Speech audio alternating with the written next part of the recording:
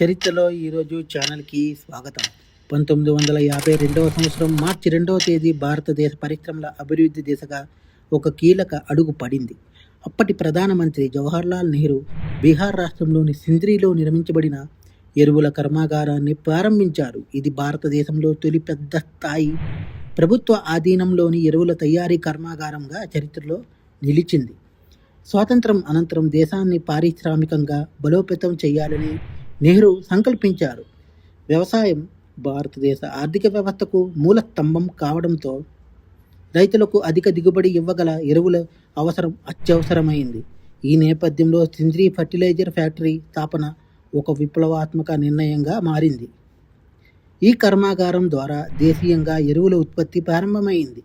దీనివల్ల విదేశీ దిగుమతులపై ఆధారపడడం తగ్గింది. రైతులకు తక్కువ ధరలో ఎరువులు అందుబాటులోకి వచ్చాయి. ఇది భారతదేశంలో హరిత విప్లవానికి పునాది వేసిన ముఖ్యమైన ఘట్టంగా పరిగణించబడుతుంది. సింద్రీ ఫ్యాక్టరీ కేవలం ఒక పరిశ్రమ మాత్రమే కాదు, అది స్వావలంబనకు, ఆత్మవిశ్వాసానికి మరియు శాస్త్రీయ అభివృద్ధికి సంకేతంగా నిలిచింది. 1952వ సంవత్సరంలో ప్రారంభమైన ఈ ప్రాజెక్ట్ ఆధునిక భారత నిర్మాణం అనే నెహ్రూ కలలకు ప్రతీకగా నిలిచింది. మా కంటెంట్ మీకు నచ్చినట్లయితే లైక్ చేయండి, షేర్ చేయండి, సబ్స్క్రైబ్ చేయండి. మా ఛానల్ యొక్క నోటిఫికేషన్ మీ వరకు పొందాలంటే కింద కనబడుతున్న బెల్ ఐకాన్ని ట్యాప్ చేయండి. Thank you.